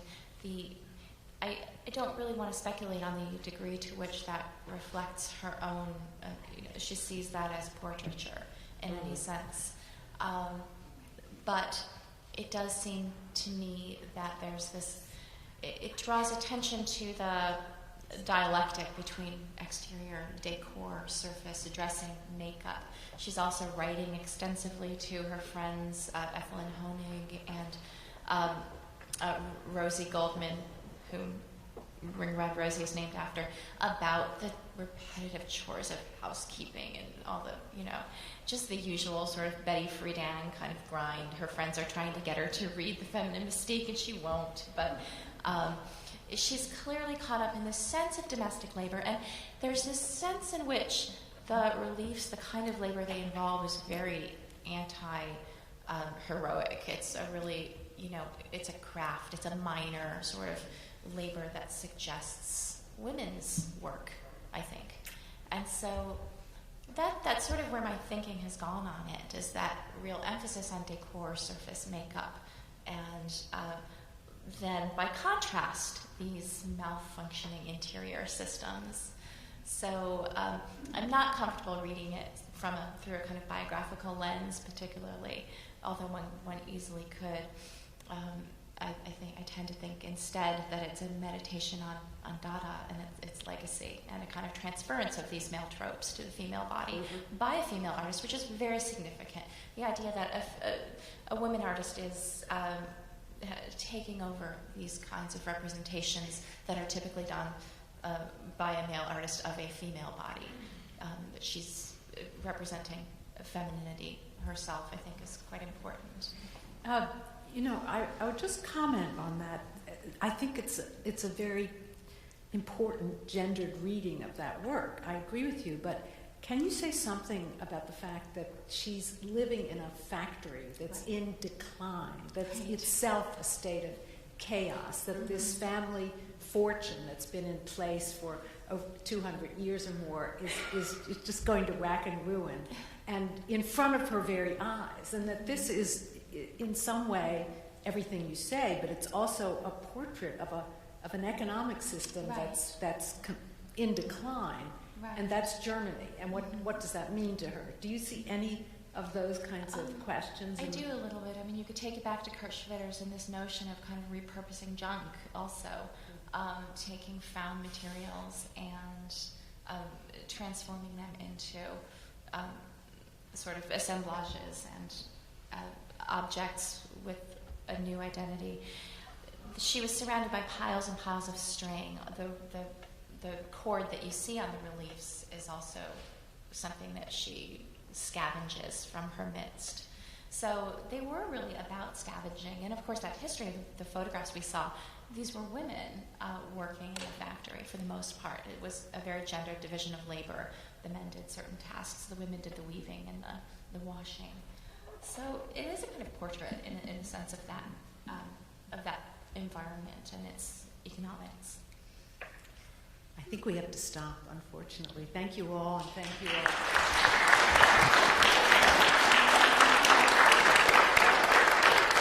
Thank you very much. This was really wonderful. Thank you all. I invite you to go up to the Elizabeth A. Sackler Center for Feminist Art and see Worked by Hand, and you will see some very glorious quilts in wonderful dialogue with the dinner party. It's really very exciting. And we will be honoring Julie Taymor this year on June 13th with the Sackler Center First Award. So if you're interested in coming to that, I'd like to invite you there. Thank you all very much. Thank you.